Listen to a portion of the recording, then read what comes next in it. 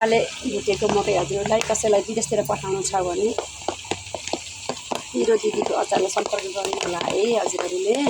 यो विदेशतिर लानलाई आफूलाई अब जाडो महिनामा आफूले घरमा खानालाई पनि स्टोर गरेर राख्ने जहिले अब बिहान बिहानमा थोरै चियासँग दिउँसो चियासँग चिया पकाउने त्यसलाई राखेर खाने गर्छ।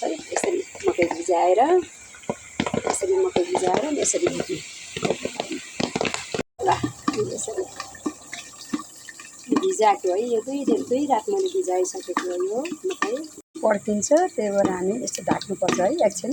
यसरी म यसरी तयारी गरेँ भुटेर। अब यता सुन्नु, यो अर्ग्यानिक भनेको यस्तो अर्ग्यानिक हो कि सबैले अर्ग्यानिक खाना सिकाउँ है।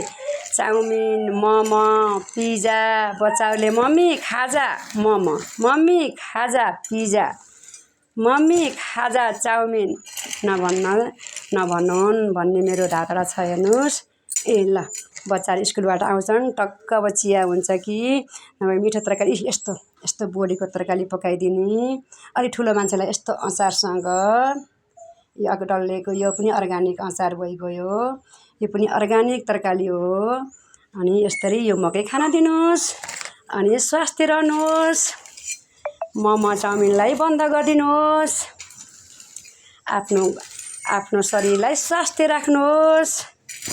ल हेर्नुहोस् यस्तो मकै टक्क यसमा बेरे नुन खुर्सानी हजुरलाई मनपर्छ भने यहाँ राखेर पनि खाँदा हुन्छ, नत्र भने सादा राख्दा पनि हुन्छ। अनि तरकारीसँग अचारसँग लेदो अचारहरू पनि पाउँछ है यहाँ। यसोसँग खानुहोस्। ल हेर्नुहोस् घरमै आफ्नै अर्ग्यानिक आफ्नै हातले बनाएका यो मकै हो बाबु, अर्ग्यानिक मकै किन्ने हो। कति हो यो मानाको 100 रुपियाँ एक माना बाबु।